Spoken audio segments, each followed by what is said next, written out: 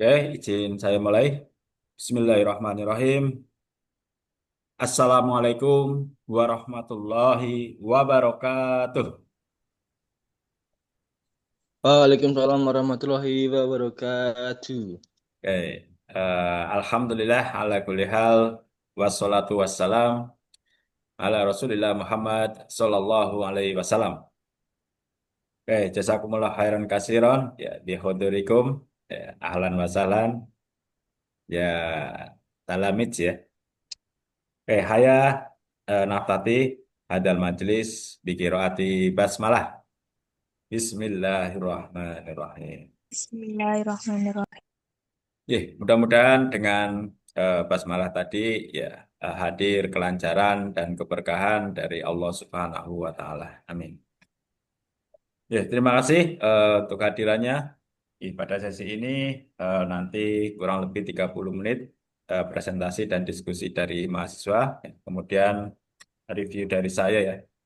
Tadi di awal kemarin saya minta eh sholat duha mandiri dan juga membaca Quran Surah Al-Mujadalah ayat 11 ya itu beserta artinya yarfa'illahu ladina amanu minkum waladina utul ilma darajah ya. Itu relevan ya dengan topik kita pada pagi hari ini dan juga Ali Imran ya Ali Imran 190 dan 91 ya tentang ya inna fi khalqis samawati wal ard wa ikhtilafil laili wan nahar la ayatil liulil albab tentang ulul albab orang yang berilmu.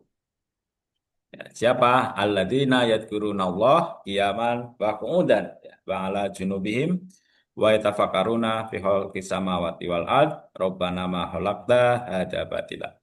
Saya kira itu eh, pada pagi hari ini kita akan coba nih sama-sama mendalami terkait paradigma keilmuan. Ini kelas single gitu, bukan gabungan gitu. Saya kira itu silakan eh, kepada yang bertugas untuk menyampaikan risalahnya. Kurang lebih 30 menit ya dengan diskusi ya maksimal. Silakan.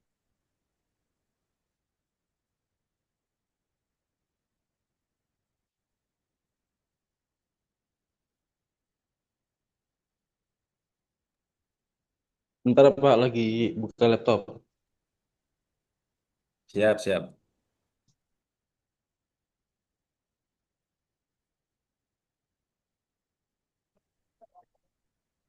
Udah kelihatan belum ya?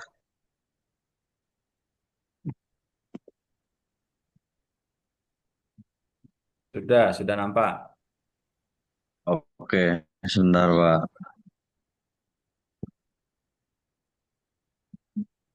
Bismillahirrahmanirrahim. Assalamualaikum warahmatullahi wabarakatuh. Waalaikumsalam warahmatullahi wabarakatuh. Perkenalkan di sini kami kelompok 5 akan mempresentasikan hasil bahasan kami, yaitu paradigma keilmuan dalam pendidikan Islam. Kelompok kita di sini terdiri dari 3 orang. Yang pertama saya, Abdul Saki Muhammad, kemudian Ahmad Zainuri Hussein, dan juga yang terakhir ada Tegar Dwi Kinarlin. Latar belakang dari paradigma keilmuan ini adalah Islam dahulu pernah berjaya pada masa dinasti Abbasiyah dengan lahirnya banyak ilmuwan Muslim. Namun, namun setelah itu umat Islam mengalami keterpurukan panjang dan bergantung pada Barat. Ilmu modern Barat memang bermanfaat, tetapi juga menimbulkan kerusakan karena minim nilai moral. Kini saatnya Islam kembali memimpin keilmuan dengan menjadikan wahyu sebagai dasar agar ilmu membawa kemaslahatan dan meneguhkan peran manusia sebagai khalifah di bumi. Yang pertama ada paradigma dikotomi.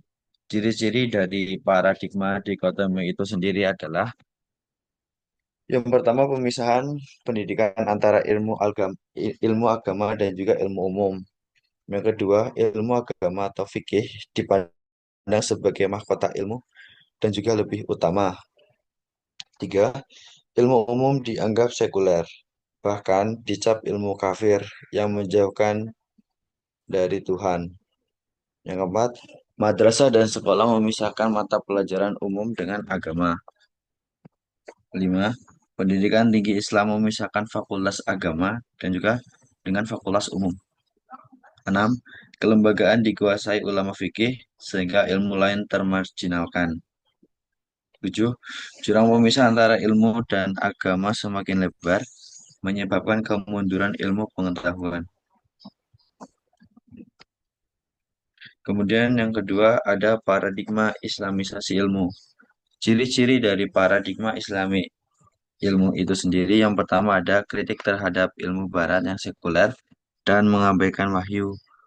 Yang kedua, membebaskan manusia dari magis, mitos, animisme, dan dominasi sekuler.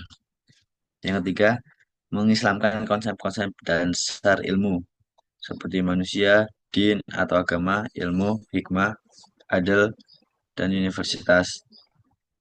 Kemudian yang keempat, mengaitkan ilmu dengan tauhid, syariah, sirah, dan juga tarikh.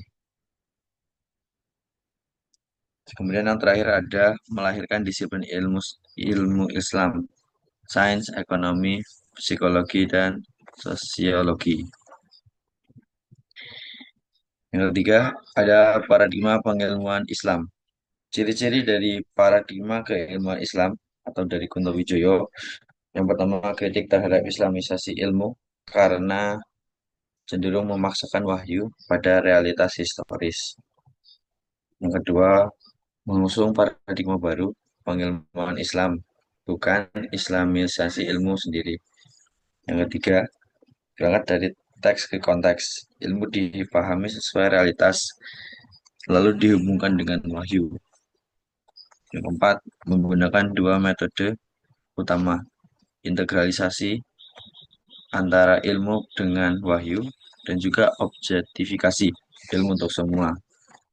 Yang kelima, menghasilkan ilmu integralistik berbeda dengan ilmu sekuler yang parsial.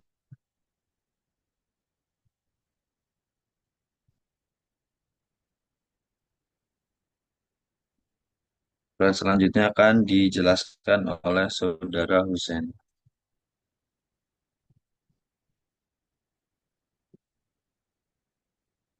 Oke, itu udah pindah slide belum cek?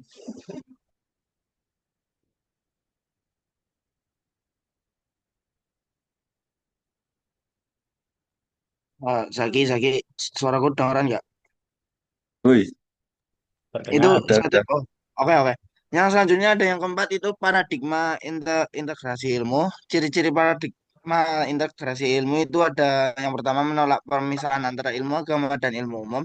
Yang kedua, memadukan keduanya tanpa menghilangkan keunikan masing-masing. Yang ketiga, menempatkan ilmu dalam hierarki besar yang mencakup Tuhan dan akhirat.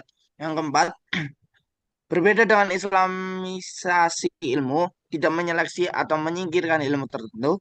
Yang kelima itu ada menekankan kerjasama, dialog, dan saling melengkapi antar disiplin ilmu. Yang keenam, sadar bahwa setiap ilmu memiliki keterbatasan dalam menjawab persoalan manusia.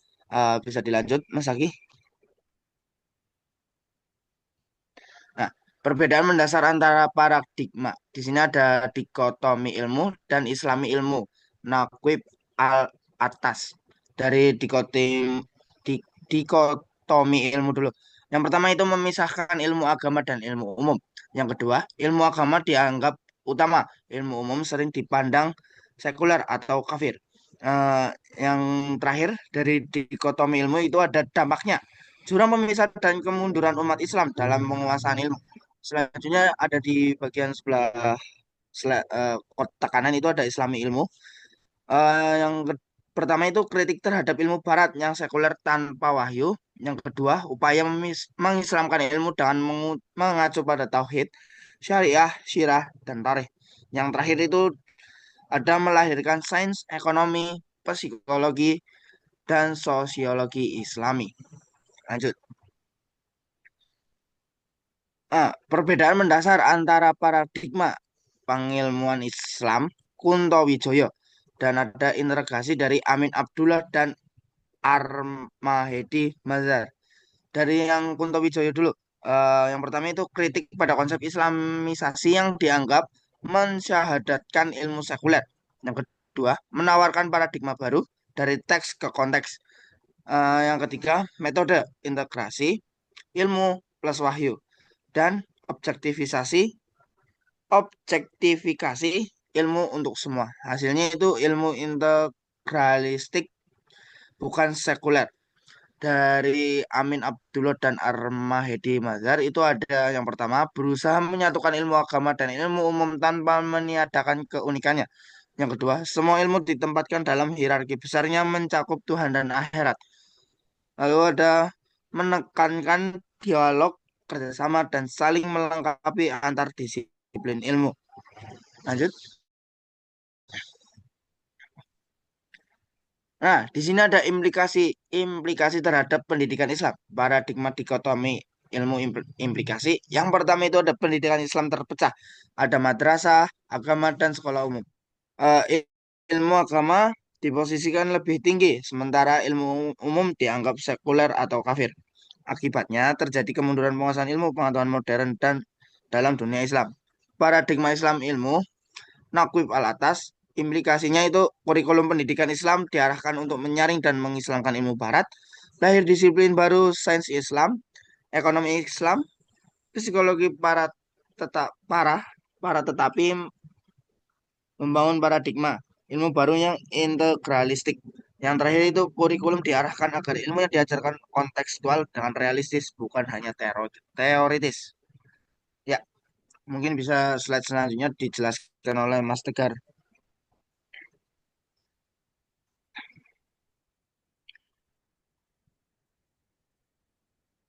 Cek cek, ada suaranya nggak? Halo, cek tes suara. Ada.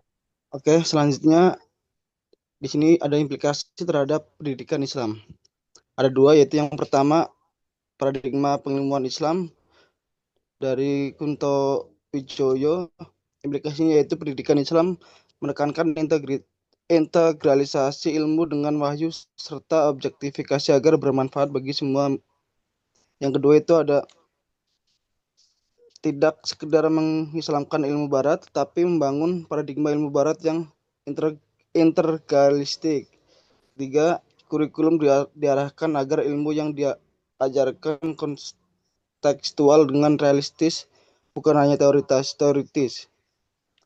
Yang kedua yaitu ada paradigma integritas dari Amin Abdullah dan Ar-Mahdi Mazhar. Implikasinya yaitu pendidikan Islam didesain kolaboratif, menggabungkan ilmu agama dan umum tanpa meniadakan ciri khasnya masing-masing. Poin kedua, ada dialog antar disiplin, yaitu seperti agama, sosial, humaniora, dan sains alam. Poin ketiga yaitu mendorong lahirnya kurikulum interdisipliner yang saling melengkapi untuk menjawab persoalan kompleks umat. Di sini ada contoh riset dan praktek keilmuannya, yaitu dari kesehatan. Penelitiannya yaitu pola hidup Islam, seperti halnya puasa, halal food. Di sini dikaji dengan ilmu medis. Kemudian dari lingkungan, risetnya yaitu perubahan iklim menggunakan ekologi modern dan juga konsep khalifah dalam Islam. Dari ekonomi yaitu dari kajian perbankan syariah yang memadukan teori ekonomi modern dengan fikih muamalah. Yang dari pendidikan yaitu dari kurikulum integratif yang menghubungkan sains dengan ayat-ayat Al-Quran. Kemudian kesimpulannya yaitu perdebatan paradigma keilmuan Islam menunjukkan perlunya keluar dari dikotomi ilmu. Islamisasi berupaya mengislamkan ilmu modern. Pengilmuan Islam menekankan integralisasi dan objektifikasi, sedangkan integrasi atau interkoneksi menekankan pemaduan ilmu agama dan umum. Semua paradigma sepakat bahwa ilmu harus holistik, kontekstual, dan berpijak pada nilai Islam untuk menjawab tantangan zaman.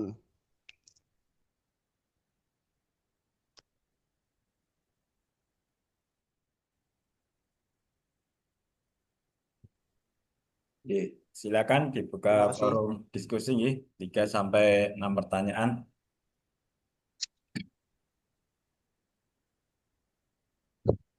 Ya, silakan kalau ada yang mau bertanya bisa ngomong atau ditulis di ini kolom komentar. Izin bertanya,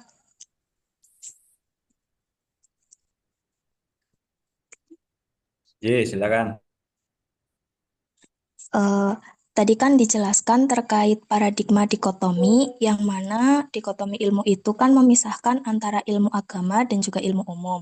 Nah, menurut kelompok 5 ini, bagaimana cara mengatasi pandangan sempit yang menganggap bahwa ilmu agama itu hanya untuk pesantren, sedangkan ilmu umum itu hanya untuk sekolah negeri? Terima kasih.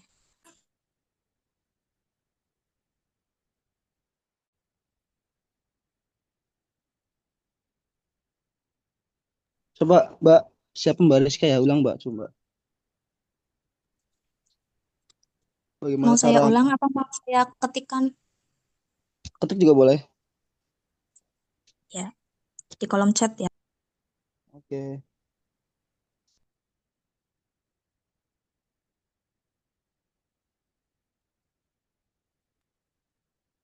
Selanjutnya coba kalau ada yang mau bertanya. Bentar-bentar Mas Tegar, ini di kolom komentar udah ada beberapa yang bertanya. Dari kita mau ambil berapa ini? Soalnya sudah ada Banyak yang ya. komentar, sudah ada satu, Ada. dua, tiga, empat, lima, enam pertanyaan. Dari yang paling atas saja, Mas. Ya mungkin dari diambil tadi kan Mbak Nuriska sudah bilang, maksudnya sudah Ya, memberikan pertanyaan. Mungkin dari pertanyaan yang mau kedua sampai ketiga itu diambil dari yang teratas. Apa gimana? ya betul sekali.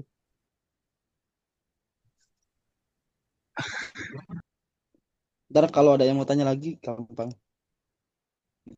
Mas Bagas ngetik tuh. Lagi itu langsung ngetik. Ntar gampang, guys.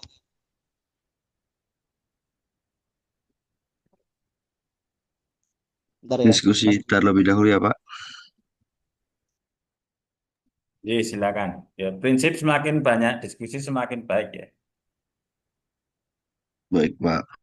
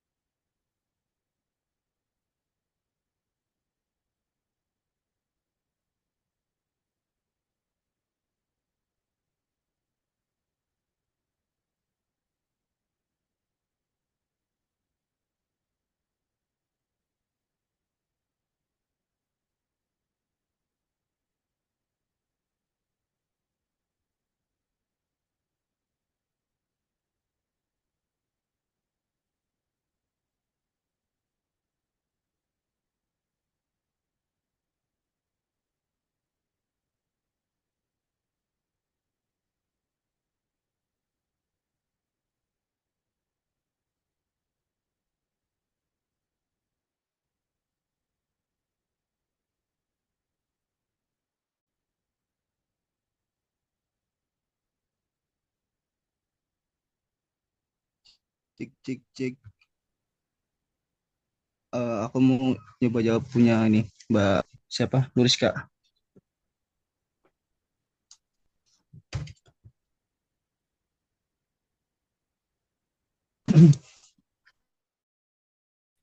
Dengeran nggak suaranya, Riz? Masuk, masuk, Pak. Masuk, masuk. Tadi kan eh, pertanyaanmu kan bagaimana cara mengatasi pandangan sempit yang menganggap bahwa ilmu agama hanya untuk pesantren, sedangkan ilmu umum hanya untuk sekolah untuk negeri saja kan? Betul. Mungkin bisa ada beberapa cara sih. Mungkin bisa dengan mengganti strategi integrasi kurikulumnya seperti pelaburan materinya yang di sekolah umum itu bisa bisa menggunakan eh, digabungkan dengan nilai-nilai konsep keislaman. Contohnya itu seperti pada saat kita mau belajar biologi atau tentang IPA lah, terkenalannya kan IPA. Kita itu bisa juga membahas dengan konsep-konsep ayat-ayat dari Al-Quran atau ayat-ayat yang tertera gitu. Kalau contoh lainnya juga pada saat belajar etis bisnis ekonomi itu kita bisa juga dengan membahas prinsip eh, muamalah dan etika Islamnya dalam cara perdagangan. Kemudian yang di pesantren atau madrasah itu kita juga bisa dengan materi keagamaan yang lebih tradisional. Jadi kita harus dikoneksikan itu dengan isu dan juga pengetahuan umumnya untuk memecahkan masalah yang ada tersebut. Contohnya itu yaitu kita bisa belajar fikih muamalah mungkin dengan dikaitkan dengan sistem perbankan yang saat ini ada yaitu perbankan syariah dan juga teknologi keuangan. Contoh yang kedua itu bisa juga dengan belajar hadis dan juga sejarah yang tidak hanya berfokus kepada narasi saja. Kemudian tidak juga menggunakan metode penelitian ilmiah seperti pendekatan sejarah modern. Kemudian ada juga mungkin dengan membuat seperti pendidikan yang modern itu loh. Kan sekarang banyak yang pesantren modern atau sekolah-sekolah yang modern yang memadukan Islam dengan Islam memadukan wahyu Islam dengan ilmu umum. Kemudian kita juga bisa meningkatkan seperti strategi di tingkat kulturalnya. Mungkin dengan secara penanaman filsafat ilmu yang utuh dan juga bisa mempromosikan tokoh-tokoh integratifnya yaitu dengan mengintegrasikan kedua bidang ilmunya tersebut. Seperti itu Mbak. Bisa dimengerti nggak atau kurang jelas? Kalau kurang jelas ntar bilang. Cukup, Mas. Terima kasih.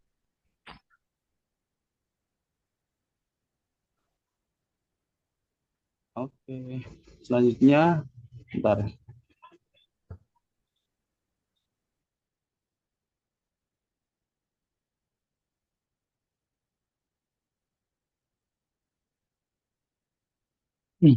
Cek, cek. Izin menjawab pertanyaan dari Versta terkait dengan dari keempat paradigma keilmuan yang telah disebutkan tadi, ada dikotomi Islamisasi, pengilmuan Islam, dan juga integrasi keilmuan. Menurut kelompok kalian atau menurut kelompok kami, mana sih yang paling relevan diterapkan dalam dunia pendidikan dan riset Islam saat ini? Dan juga mengapa? Jadi menurut kelompok kami, paradigma atau cara pandang berpikir yang paling relevan buat saat ini itu kita di integrasi keilmuan. Alasan utamanya itu kenapa? Yang pertama, alasan utama dari integrasi keilmuan itu menghindari dikotomi. Yang mana menghindari dikotomi ini tidak memisahkan ilmu agama dan juga ilmu umum. Kemudian bisa menjawab tantangan zaman. cocok untuk pendekatan multidisipliner. Kemudian dari integrasi keilmuan itu menyaring ilmu barat dengan nilai Islam dan juga buat contoh implementasinya dari integrasi keilmuan itu sudah ada di bidang psikologi Islam, terus ekonomi syariah dan juga etika teknologi dari etika teknologi dalam Islam. Jadi begitu Mbak Versta pandangan dari kelompok kita.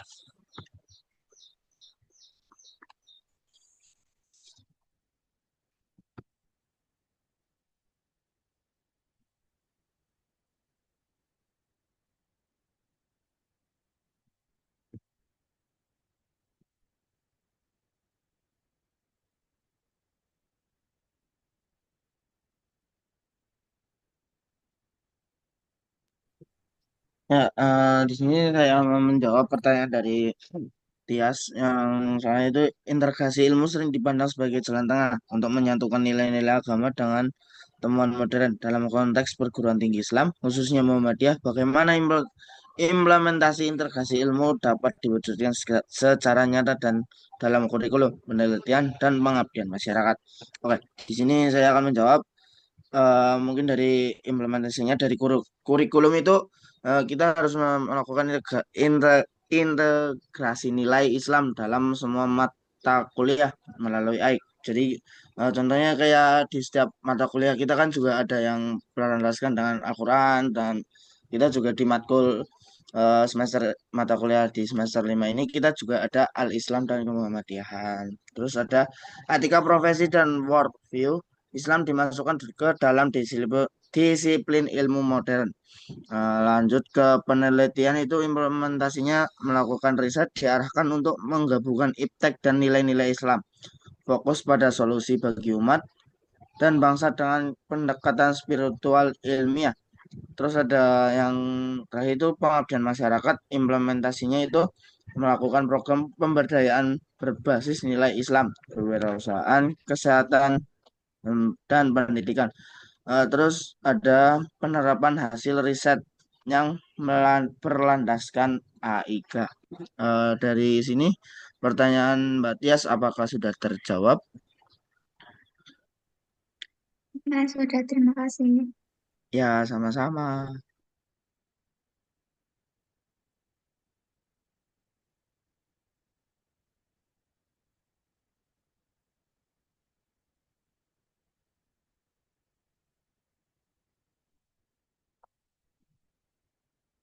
Permisi Pak Adi, J, ini untuk diskusinya sampai waktu jam berapa nggih? kalau mau diselesaikan nggak apa-apa. Nanti saya review sedikit aja. Aku ambil dua pertanyaan lagi. Gimana teman-teman?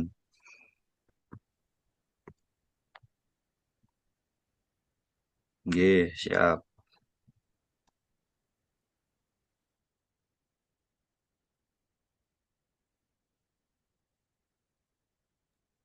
Jam 9.10 ada kelas ya, manajemen.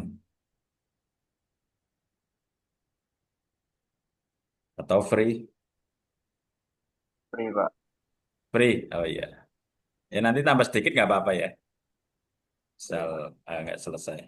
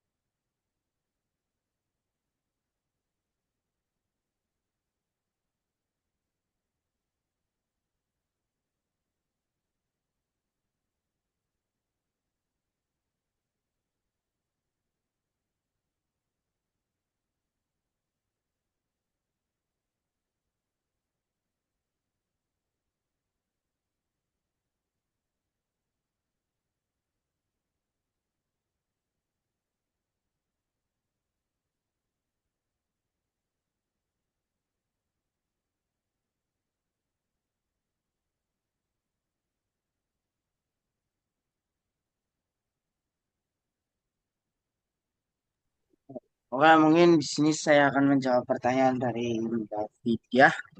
Eh, Bagaimana paradigma keilmuan Islam dapat diadaptasi agar tidak hanya menjadi kajian teoritis, tetapi juga mampu menjawab persoalan konkret masyarakat modern seperti krisis lingkungan, ketimbangan sosial, dan perkembangan teknologi.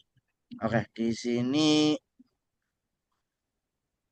ada yang pertama itu paradigma bisa diadaptasi agar lebih praktis dengan cara yang pertama itu mengaitkan ilmu dengan nilai Islam. Ilmu modern seperti teknologi, ekonomi, dan lingkungan dipahami dan dikembangkan dengan nilai-nilai Islam seperti keadilan, amanah, dan rahmatan lil alamin. Yang kedua itu ada mendorong riset yang solutif. Penelitian diarahkan untuk menyelesaikan masalah nyata seperti kemiskinan, kerusakan alam, dan etika teknologi, bukan hanya teori. Yang ketiga, kolaborasi lintas disiplin. Ilmu agama dan ilmu umum digabungkan untuk menghasilkan solusi yang utuh dan relevan bagi masyarakat. Dengan pendekatan ini, keilmuan Islam tidak hanya menjadi wacana, tetapi juga jadi kekuatan untuk membangun peradaban yang adil dan berkelanjutan. Dari Mbak Vidya, apakah sudah terjawab?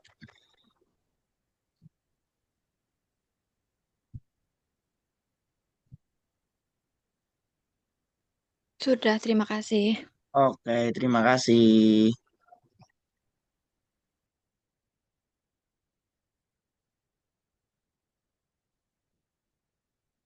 Izin menjawab pertanyaan dari Chelsea. Bertanya terkait strategi apa yang bisa dilakukan untuk mengintegrasikan ilmu agama dan juga ilmu umum agar tidak terjadi jurang pemisah dalam pendidikan. Oke, untuk strateginya, dari hasil diskusi kami ya, terkait dengan strategi sederhana untuk mengintegrasikan ilmu agama dan juga ilmu umum, yang pertama bisa dengan kita menggabungkan nilai Islam ke seluruh mata kuliah kita. Contoh, misalnya ada pelajaran sains atau ekonomi, itu nanti tetap diajarkan secara ilmiah atau secara ilmu umum, tapi nanti itu akan disisipkan nilai-nilai Islami seperti kejujuran, keadilan, dan tanggung jawab. Terus kemudian, untuk nilai kejujuran, keadilan, dan tanggung jawab itu mengikuti sifat Nabi ya, sidik amanah tablik fatonah, seperti itu. Dan yang kedua, libatkan dosen dari berbagai bidang. Kolaborasi antara dosen agama atau di punya kita LPPIK dan juga dosen umum bisa memperkaya sudut pandang atau cara berpikir mahasiswa. Yang ketiga, kita bisa mengembangkan kurikulum berbasis integrasi. Kita bisa membuat kurikulum yang menyatukan ilmu modern dengan ajaran Islam, bukan justru mendikotominya atau memisahkannya. Kemudian, kita bisa mendorong riset dan juga pengabdian yang Islami. Kita bisa melakukan penelitian dengan kegiatan sosial yang diarahkan untuk menyelesaikan masalah masyarakat dengan pendekatan ilmu dan juga nilai-nilai Islam dalam pemecahan masalahnya. Begitu, Mbak Chelsea. Semoga menjawab, G.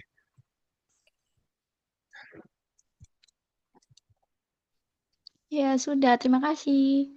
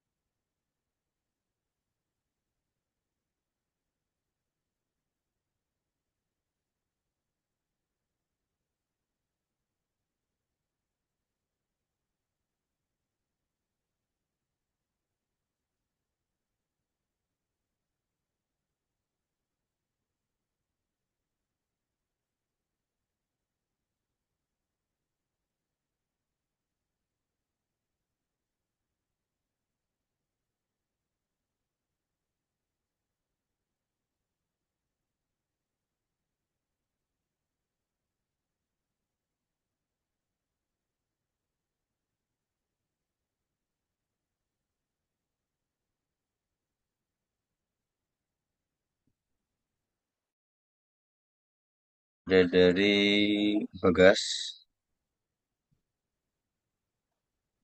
Oh, benar. Bagas bertanya terkait dalam konteks kemuhammadiyahan. Setelah saya membaca dari beberapa referensi di internet, konsep yang paling ditekankan adalah integrasi keilmuan dan Muhammadiyah melalui amal usahanya atau AUM di bidang pendidikan menghilangkan dikotomi ilmu. Pertanyaan pertama, lantas apa yang melatar belakangi? Dua, apa tujuan dari menghilangkan salah satu konsep dalam paradigma keilmuan yang memang sudah ada? Terus kemudian yang ketiga, apakah ada dampak buruknya apabila tetap ada? Oke, untuk yang melatar belakangi Muhammadiyah dalam melaksanakannya adalah yang pertama, karena Muhammadiyah ingin membangun pendidikan Islam yang modern dan juga berkemajuan tanpa memisahkan atau mendikotomi ilmu agama dan juga ilmu umum. Biasanya tuh dikotomi ilmu dianggap menghambat kemajuan umat karena membuat ilmunya terkotak-kotak dan juga tidak saling mendukung. Langkah yang dilakukan Muhammadiyah ini kita menggabungkan atau mengintegrasikan ilmu Islam dan juga ilmu umum buat kita itu sebagai acuan dan juga berjalan bareng-bareng untuk digunakan. Kemudian yang kedua, kita ini akan menghilangkan dikotomi. Tujuan menghilangkan dikotominya sendiri biar ilmu pengetahuan bisa berkembang secara utuh, menyatukan akal yang di sini itu ilmu ilmiah dan juga iman. Iman di sini melambangkan atau mensimboliskan dari ilmu agama. Yang kedua, menciptakan lulusan yang berilmu sekaligus berakhlak. Karena untuk berakhlak sendiri kan dari agama atau ilmu agama ya teman-teman. Sedangkan untuk yang berilmu dari ilmu umum. Menciptakan lulusan yang berilmu sekaligus berakhlak ini itu agar mahasiswa bisa menghadapi tantangan zaman dengan menerapkan nilai-nilai prinsip dasar Islam. Terus kemudian yang terakhir tadi apa ya? Dampak buruk ya. Dampak buruk jika tetap ada. Jika tetap ada untuk terkait dengan dikotomi, paradigma dikotomi, jika tetap ada dampak buruknya adalah yang pertama, pendidikan jadi terpecah. Ilmu umum dianggap bebas nilai, sedangkan ilmu agama dianggap tidak relevan dengan zaman. Kemudian mahasiswa bisa kehilangan arah. Ini tentu ya, karena sebagai mahasiswa Muhammadiyah kita berarah dan juga berlandaskan dari Al-Islam, Sunnah, dan juga Al-Quran sebagai panduan moral kita dan juga spiritualitas kita. Kemudian yang ketiga atau terakhir dampaknya itu bisa sulit menjawab masalah kompleks seperti krisis lingkungan, teknologi, dan juga sosial karena pendekatan ilmunya yang terpisah antara ilmu agama dan juga ilmu umum. Begitu.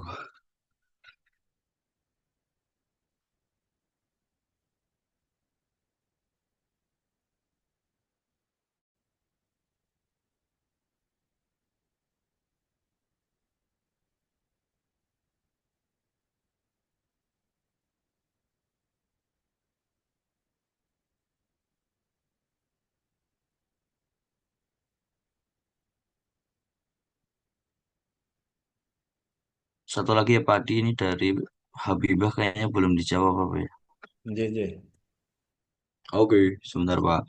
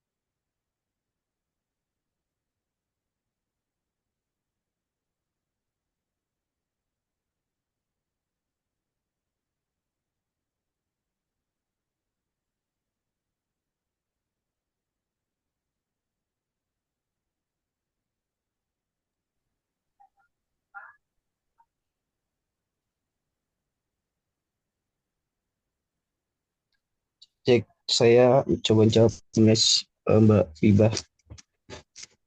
Pertanyaannya itu, jika paradigma hanyalah konstruksi manusia yang bisa berubah sesuai konteks sejarah, bagaimana kita bisa yakin bahwa ilmu pengetahuan yang kita miliki saat ini adalah benar dan bukan sekedar kesepakatan sementara?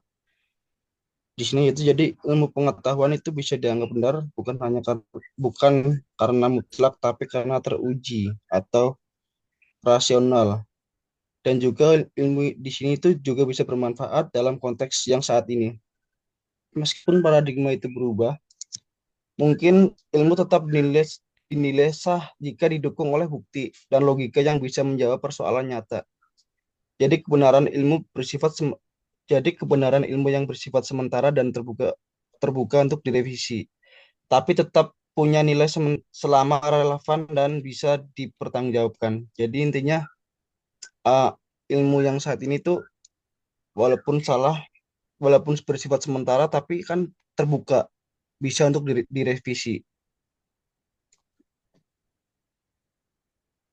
Kemudian nilai-nilai yang saat ini juga juga bisa teruji sehingga kelihatan mana yang benar dan mana yang salah. Dan toh bila salah itu bisa direvisikan seperti yang tadi saya jelaskan.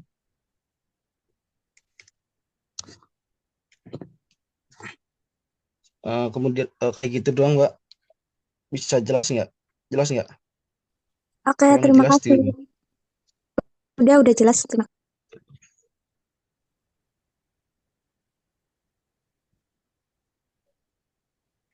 Oke, berarti sudah semuanya teman-teman untuk pertanyaannya kita jawab.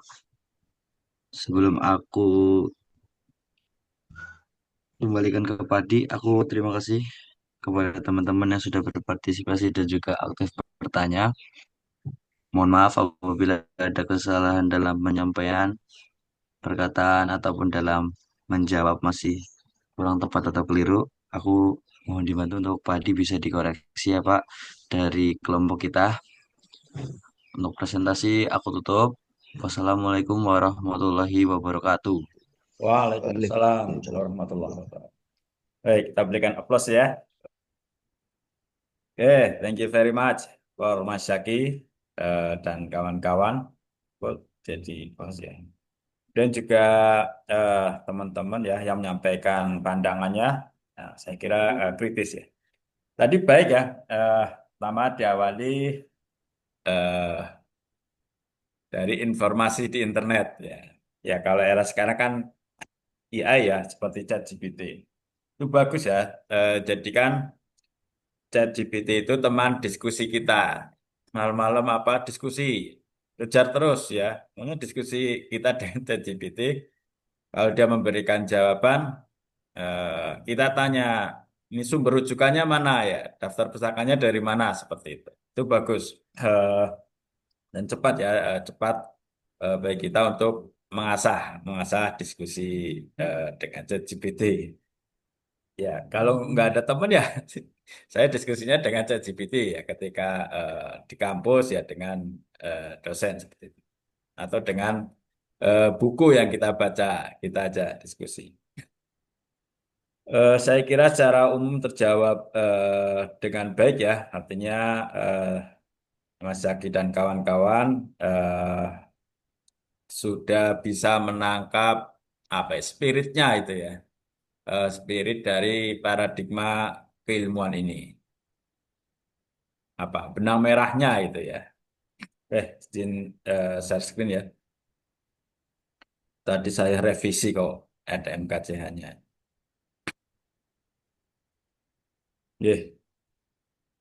Jadi untuk konteks Indonesia ya, sebelum apa ya tahun 1912 itu, jadi Ahmad Dahlan inilah yang menginisiasi integrasi, interkoneksi ilmu agama dan ilmu umum. Ya, karena saat itu di Indonesia memang hanya ada dua model pendidikan. Ya. Satu model pendidikan yang diselenggarakan oleh pribumi, yaitu pesantren, yang hanya belajar agama. Satu, model pendidikan yang diselenggarakan oleh Belanda, ya. Itu hanya belajar ilmu pengetahuan umum. Nah, di sini Ahmad Dahlan melihat ada gap ya, ada kesenjangan, ada sesuatu yang salah. Karena kalau kita mindsetnya hasanah fid dunya wal akhirah, hasanah fid dunya, ya tentu di dalamnya mutlak butuh ilmu pengetahuan ya. Ya, seperti kalian ini ya sedang belajar manajemen, itu kan ilmu umum ya. Ilmu umum yang sangat penting untuk bekal kehidupan bukan hanya di dunia tapi juga nanti di akhirat ya. Apalagi manajemen ya. Goalnya kan jadi leader ya. Ya kalau bisa minimal jadi manajer seperti itu. Dan harapannya tentu jangan eh, berhenti hanya di pendidikan formal, non formalnya juga ya, rajin baca buku ya, rajin diskusi dengan ChatGPT ya gak apa-apa. Yang penting ditanya sumber rujukannya dan ya harapannya terus lanjut ya. Nah, ya saya doakan moga-moga yang hadir di sini bisa terus lanjut sampai ya S2 ya, jadi master. Sekarang Master of Management. Ya, sekarang ini ya sarjana manajemen ya, Master of Management. Kemudian ya syukur sampai S3 ya. Syukur jadi guru besar nanti di Unimugo, jadi dosen. Ya syukur lagi dapat beasiswa ya. Ya apa, kalau pengen beasiswa yang bonafit, ya TOEFL-nya ya paling nggak 550 seperti itu ya. Ya jadi nih Ahmad Dahlan yang menginisiasi khususnya di Indonesia ya, yang menginisiasi sebuah lembaga pendidikan yang bukan hanya belajar agama tapi juga ilmu. Ya saat itu bukan hal yang mudah ya, 113 tahun yang lalu bukan hal yang mudah. Bahkan Ahmad Dahlan dikafir-kafirkan. Orang Islam kok belajar ilmu Belanda, kafir. Orang Islam kok membuat sekolah pakai bangku, papan tulis, kafir. Ya sekarang sudah diterima dan bahkan menurut Robert W. Hefner, ya, eh, negara yang paling bisa mengintegrasikan pendidikan agama Islam dan umum adalah Indonesia. Dan yang paling banyak menyumbang kesuksesan tersebut adalah Muhammadiyah ya. Karena pertama sebagai pelopor, yang kedua juga dari kuantitas dan insya Allah kualitas juga terbanyak ya untuk lembaga pendidikan yang diselenggarakan oleh Muhammadiyah. Ya kalau tingkat tinggi itu sampai 160-an ya. Kalau sekolah sampai puluhan ribu dari playgroup TK sampai jenjang SMA atau SMK. Ya, bisa baca nanti tulisan Robert W. Hefner. Ada juga di TikTok saya ya, Ade Hamid Wadi. Oke, saya ini ya coba singkat saja. Ini maksimal 840 ya. Nah, ini bahwa ilmu modern tidak akan dapat berdiri sendiri. Ya, kita tahu ya sekarang ilmu modern pun sudah dapat sentuhan agama ya, walaupun dalam apa? Dalam diksi yang berbeda ya, seperti etika profesi ya, etika hukum. Itu kan sebenarnya ada sentuhan-sentuhan agama. Ilmu modern, ilmu sosial atau humaniora atau ilmu apa saja ya, tidak akan maju manakala ia mengkotakan dirinya sendiri ya, tidak terintegrasi dengan keilmuan yang lain. Bukan bukan hanya sekedar apa misalnya agama dengan manajemen, tapi juga ada agama, manajemen, kemudian etika ya, prinsip-prinsip etika. Ya seperti saya juga pernah belajar manajemen ya di S2 UGM. Ya merasa sangat dapat ya ketika mempelajari etika bisnis ya. Di situ sentuhan-sentuhan agamanya sangat kuat. Jangankan etika bisnis, perang pun ada etikanya ya. Apa itu? perang ya, ya walaupun sangat kejam tapi ada etikanya ya. Bahkan itu diajarkan oleh Nabi ya. Tidak boleh membunuh perempuan, anak kecil, ya, merusak fasilitas. Tapi sekarang perang sudah tidak pakai etika. Oke, ini penting ya apa yang disampaikan oleh Albert Einstein, seorang ahli fisika dari Jerman ya, seorang pencipta teori relativitas dan beliau pernah mendapatkan Nobel tahun 1931. Beliau berpendapat bahwa science without religion is lame. Apa itu? Ya. Pengetahuan tanpa agama itu lame apa? Buta ya. Religion without science is blind. Ya artinya memang ilmu pengetahuan ya sejatinya tidak bisa dipisahkan dari ilmu agama, ya. Sentuhan-sentuhan agama.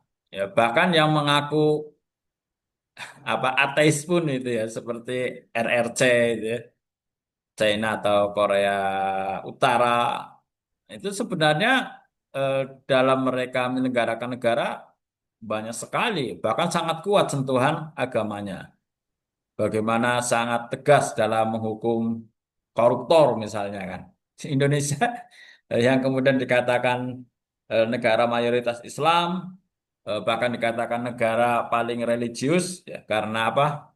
Karena ya banyak ritual-ritualnya tetapi sangat lembek ya ketika bertemu koruptor. Mau mengesahkan undang-undang perampasan aset saja lama sekali. Ada apa ini? Ya. Ada apa yang mengaku Islam? Ini sangat luar biasa ya. Di Indonesia kita selain diajarkan agama, juga diajarkan Pancasila, ya, etika-etika. Kok indeks korupsinya relatif masih tertinggi ya di dunia. Ini ya semoga Pak Prabowo ini lebih berani ya, lebih berani, lebih adil ya, tidak tebang pilih ya dalam memberantas korupsi misalnya. Ya, karena sangat penting ya bagaimana beliau tidak kurang dari 1 tahun saja sudah bisa menyelamatkan aset atau menyita hasil korupsi ya, sampai di angka triliunan itu ya. Kemudian, ini saya ambil dari bukunya Jeff Keller ya. Kebermanfaatan ilmu tidak hanya dalam ranah kehidupan akademik, bagaimana menulis karya ilmiah, ya, seperti nanti skripsi ya, tapi juga di ranah kehidupan sosial untuk memecahkan berbagai persoalan, baik persoalan pribadi, keluarga, bangsa, dan kemanusiaan, yang biasanya didahului dengan sikap seorang, etika, moral, kalau agama ya akhlak gitu ya. Sikap attitude adalah kesiapan mental individu yang mempengaruhi, mewarnai, bahkan menentukan kegiatan individu yang bersangkutan dalam memberikan respon terhadap objek atau situasi yang mempunyai arti, yang bernilai baginya. Ya, Jeff Keller pernah menulis, attitude is everything. Sikap itu segalanya. Change your attitude, ya, rubahlah attitude-mu, and you change your life. Maka kamu akan merubah kehidupanmu. Ya, ya attitude termasuk apa? Kedisiplinan itu ya. Maka itu bisa merubah. Kemudian ya summary last slide ini ya. Ya biar selesainya on time ya 08.40. Integrasi ilmu secara kafah ya, secara paripurna. Kafah ya, kita perlu melihat ke belakang, mempertahankan qaulun qadim, hal-hal yang sudah lama tapi masih relevan, atau kita perlu melihat ke depan, melakukan perubahan menuju qaulun jadid. Ini bahasanya resiprositas.